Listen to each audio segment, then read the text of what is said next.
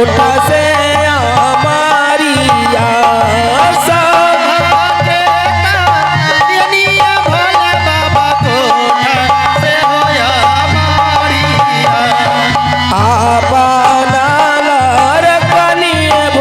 बाबा टूटली माराइया भोले बाबा टूटही माराइया साबा देता दियनिया भोले बाबा साल से दू सालावा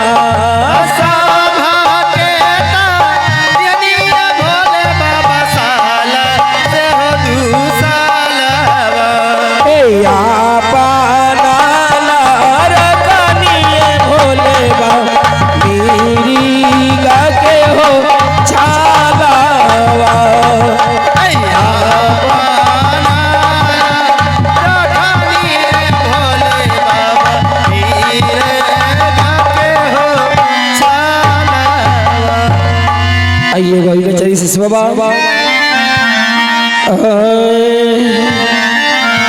रहुरा झारी झार बिराजिले ए बमोल पार्वती रहुरा झारी झार बिराजिले ए बमोले पार्वती रहुरा झारी झार बिराजिले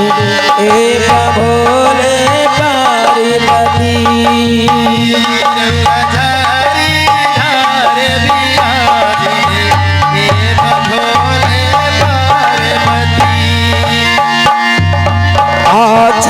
चादर बेल के पाती गिरिजा पूजन चली हो अच्छा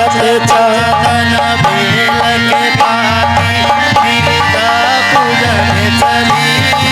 हो अच्छा चादर बेल के पाती गिरिजा पूजन चली हो अच्छा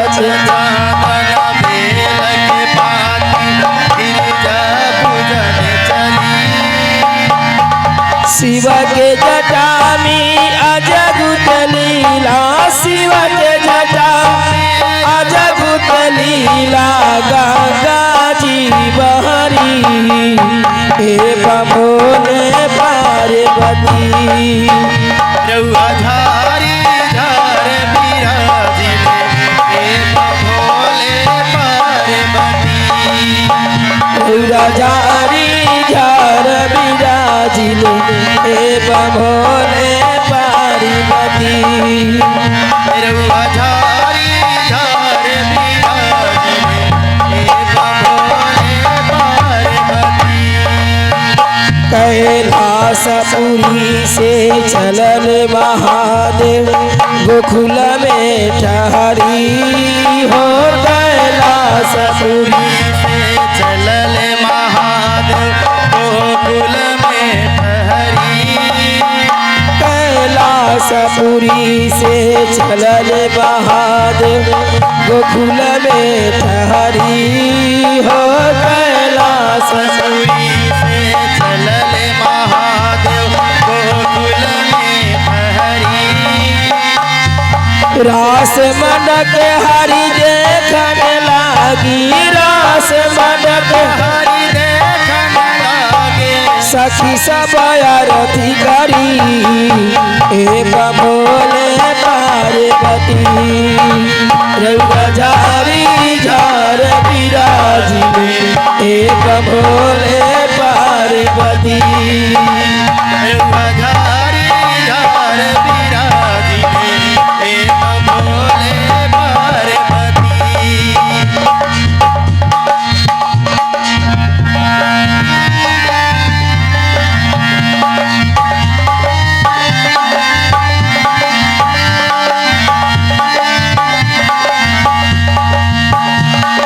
बसहा बैल शिव करेल सवारी खालन भागे धूर हो बसहा बैल शिव करेल सवारी हालन भाग बैल शिव करेले सवारी खालन भाग धतूरा हो बसा बैल शिव करेले सवारी कालन भाग धतूर हो। अपने में बाबा मस्ती रहीले अपने में भोला मस्त रहेले डम डम बजत डमरू एक भोले पार्वती रउरा झारी झार बिराजी एक भोले पार्वती रउरा झारी झार बिराजी एक भोले पार्वती रउरा झारी झार बिराजी एक भोले पार्वती। हेलो हेलो चली अभी एलो से बसहा के मंगल उच्चार होता सकी लोग कैसे मंगल उच्चार करता कैसे करता हो।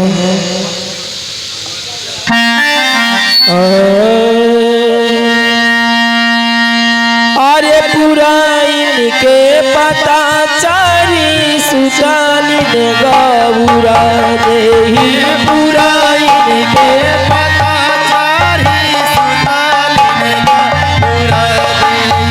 सपना देख लिया जागू कहे आहे सपना देखली आजाबू आई है माई रउरा टोलाए पड़ोसी आई है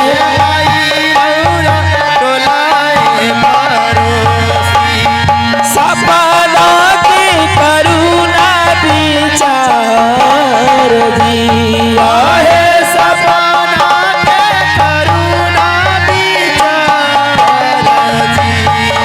हरि कवाना मगरिया बजना एक बाजे हो कवाना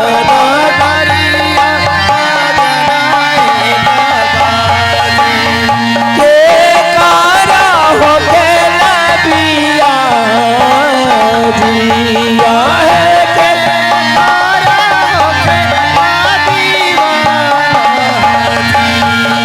हरि कचापुर नगरिया बजना एक बाजे हो कचापुर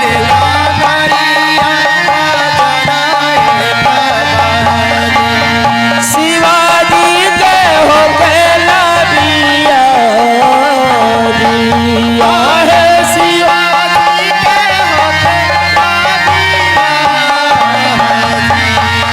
हरि कचापुर नगरिया बजना एक बाजे हो कचापुर नगरिया हरि गौरा जी के हो गेला बिया जिया है गौरा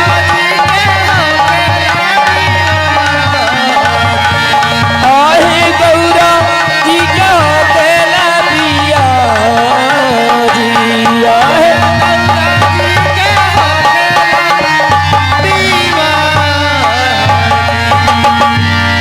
ऐसे की देखा गौरा पार्वती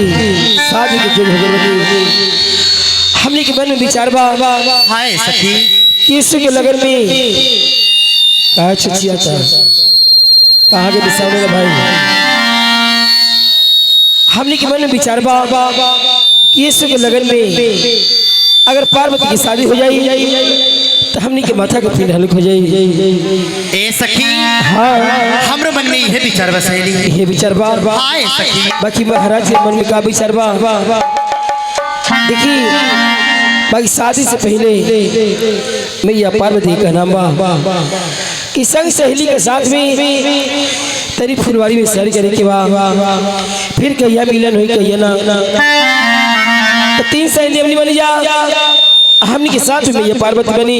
हाय सखी अब ये सखी लोग चलता फुलवारी में सैर करावे मैया पार्वती के कैसे हो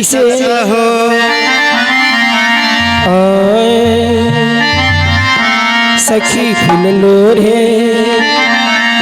सखी फूल लोरे चल फुलवरिया गौरा की संग सहेलिया सखी फूल लोरे चल फुलवरिया गौरा के संगे सहेलिया सखी फूल लोरे चल फुलवरिया गौरा की संग सहेलिया सखी फूल लोरे चला फुलवरिया गौरा के संगे सहेलिया कोई बेली फुला लोहे कोई चमेली फुला लोहे कोई बेली फूला लोरे कोई चमेली फूला लोरे कोई बेली फुला लोहे कोई चमेली फुला लोहे बेली फूला लोरे कोई चमेली फूला लोरे कोई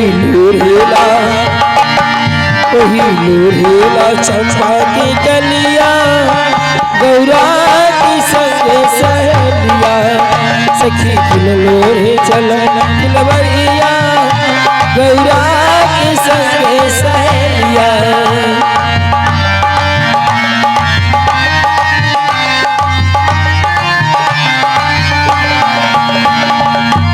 कोई राम गले डाले कोई लक्ष्मण गले डाले कोई राम डले डले कोई लक्ष्मण डले डले कोई राम गले डाले कोई लक्ष्मण गले डाले कोई राम डले डले कोई लक्ष्मण डले डले कोई डालेला शंकर जी के गलिया गौरा की संग सहेलिया सखी फूल लोरे चल फुलवरिया गौरा की संग सहेलिया लोरे चला फुलवरिया गौरा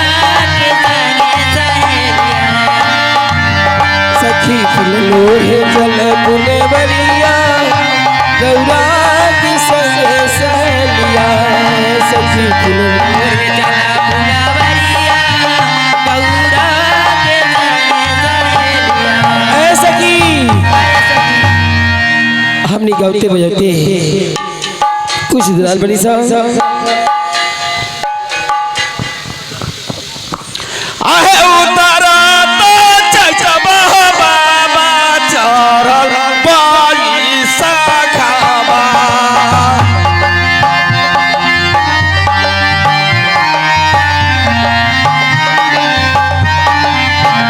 उतारा तो चचबा बाबा चरल बाई सखाबा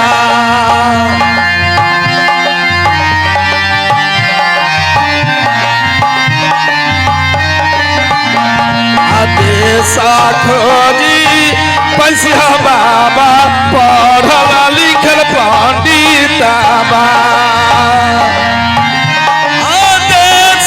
पैसी खदिया बाबा चढ़ल लिखल पंडिताबा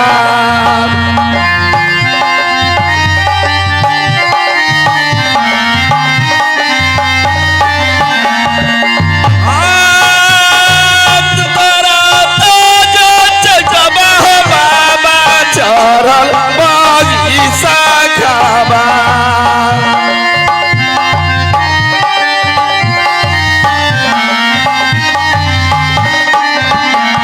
आदेशा पैसी खोजिया बाबा पढ़ल लिखल पंडिताबा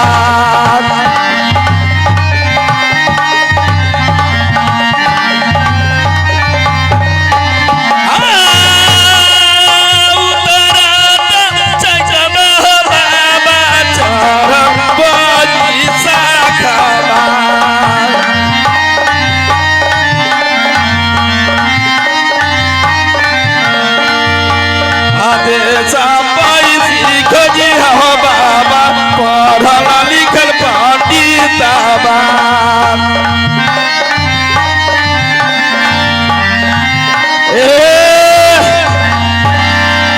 ऐसे की हमने गाते बजाते कुछ दुलाल बड़ी साहब कुछ रमीजा सभा की बाबा चला फुलवारी में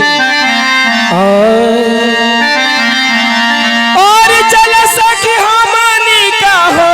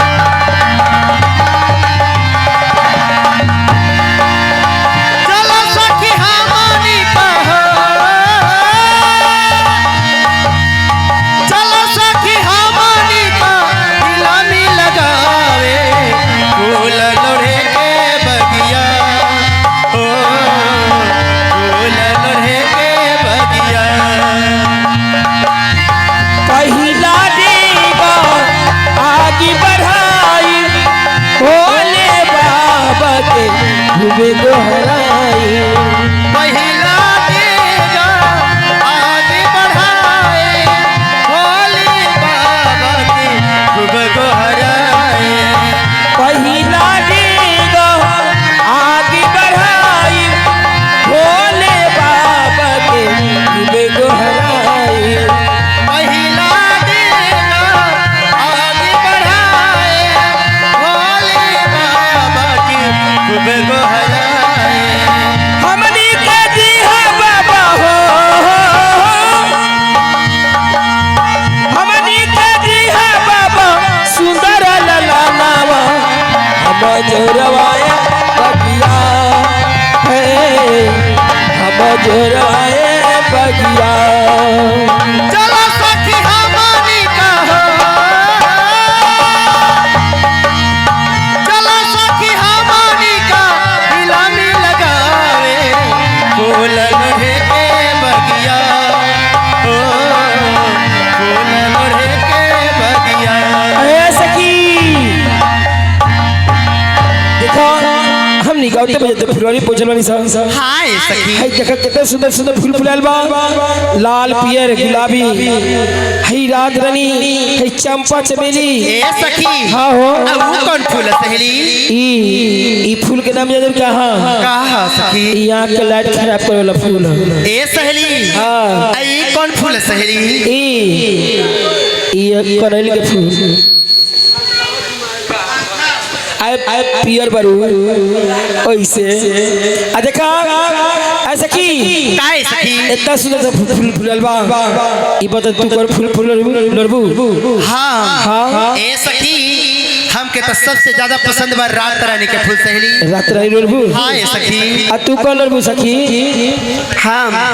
हम गुलाब के फूल लड़म सखी गुलाब के हाँ आ तू कर फूल लड़बू हम चंपा चमेली के फूल रमेश सखी चंपा फूल आए अच्छा अच्छा ए सखी चमेली के फूल लड़ी हम सुलेमन के फूल से दुल्हा मान जाला तिलका दे ए सखी हाँ हमनी के मन के विचार जान ले लू कि हमनी कौन ऐसा फूल लोढ़ब कौन ऐसा फूल ना लोढ़ब अच्छा लेकिन तू अपना मन के विचार ना बतैलू सहेली कि तू कौन फूल लोढ़बू ए सखी काहे सखी तू जानत रही कि ना आपको फूलोरी जैसे हमें सबसे ज्यादा फूल पसंद बा गेंदा के गेंदा के फूल हाँ हम कितना लगला कहीं गुलर के फूल लोढ़बू सहेली गेंदा के फूल मिलेला गेंदा के फूल ना मिलेला सुना ये फुलवारी राजा हिमाचल जी के पास चौथे की फुलवारी इतना सुंदर से फूल फुलल बा ये फुलवारी मैया पार्वती 4 चक्कर लगावेनी आ जो सुंदर फूल देखी ले हजार के बुझा जाइले काहे ई फूल फुलाल कौन काम के ना कोनो पूजा पाठ में लगता ना कोनो देवता पर चढ़ता इस तरह फूल हरियर रहेला आ न मैया के मन लगेला तो चला अपनी खबर महाराज के जना दिया ठीक है चला सहेली चला सखी चला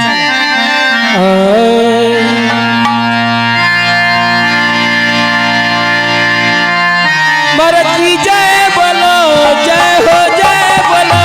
मरद की जय बोलो मरद की जय बोलो जय हो जय बोलो मरद की जय बोलो जय हो जय बोलो मरद की जय बोलो जय हो जय बोलो मरद की जय बोलो मरद की जय बोलो जय हो जय बोलो मरद की महाराज की जय जयकार हो महाराज की जय जयकार हो ई बताओ महारानी से राजा हिमांचल के कहे कति बोलौलू हो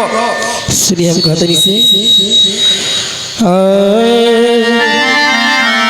आहो राजा जी रौरा लजियो ना लागे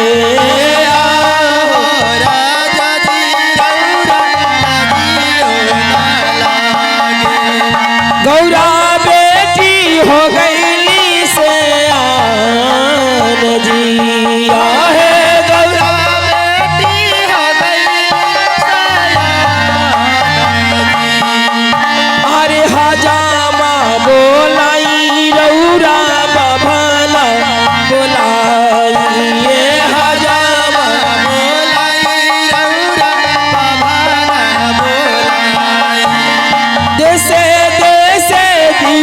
ना बैठाई जिया है जैसे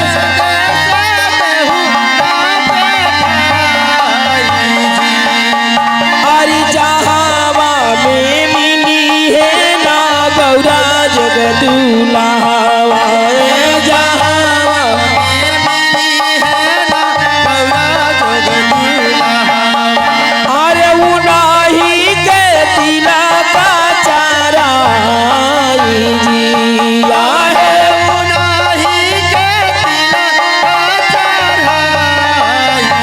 अरे जहावा में मिली है ना गौरा जगदूल्हा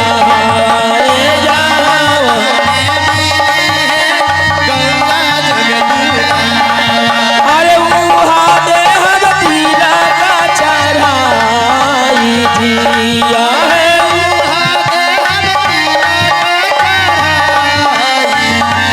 आहे उनाही के तिला का चढ़ाई जिया है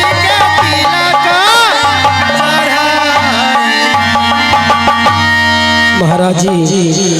अपने बताओ जो अपने के मन में का विचार बा गौरी पार्वती शादी के जो हो गल बनी हमने के मन में विचार बा कि यीशु के लगन में शादी के अपने मन के हल्का कर दिया देखा महारानी न घर में पैसा बा न घर में अन्न बा कैसे करो पार्वती के शादी करके हटाई सुनी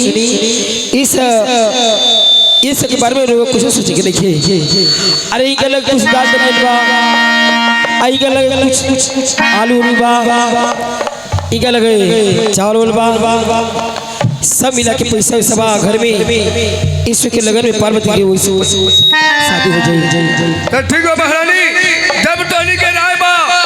तो ईश्वर के लगन में कोनो पार्वती के शादी के हटा दी रसीद के बोझा हल्लू हो जाए ठीक बा तब पहले नाव ठोकी बुला लिया और नाव ठोकी बुला के समझा दिया ये दुनिया में जो विद्वान पंडित होके अच्छा पढ़े लिखे होके ज्ञानी होके वही पंडित जी के बुला वही पंडित जी के बुला के गौरा पार्वती जी के जतरा देखेला अशुभ लगन देखेला ठीक बात हम हजाम ठाकुर के बुला रहल बानी हजाम ठाकुर बानी हो कहल जाओ काबा दरबार में आ जाओ आ गई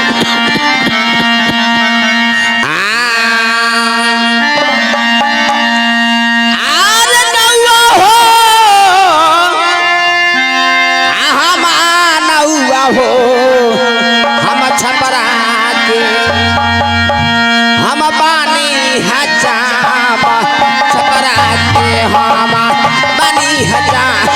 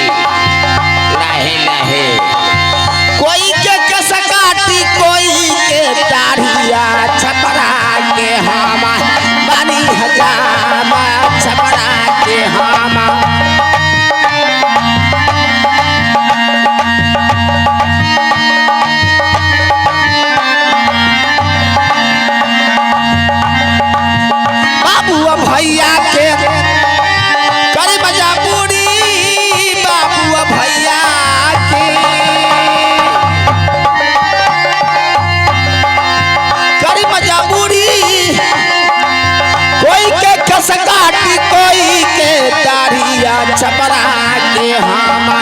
बनी हजाम छपरा के जय हो कहल जाओ लेके हजाम ठाकुर हाँ हाँ हाँ बोलौली आई गति ते गौरा पार्वती सज्ञान हो गई बारी हाँ हाँ हाँ ए सो का लगन में उनका शादी के हटा देती तस्वीर के बोझा हल्लू हो जाई कहल जाओ देखो बात कहल जाओ बढ़िया विद्वान पंडित जी महाराज के आज यात्रा दिखावा लोग कहवा यात्रा पे जाके पड़ी अगुवाई करे। ठीक बा एगो बढ़िया पंडित जी बारन के बार वो पंडित जी के नाम बा बोतल तिवारी। ये काम नहीं के बढ़िया पंडित के बुलावा अल्लाह सनी तिवारी के बुलाई।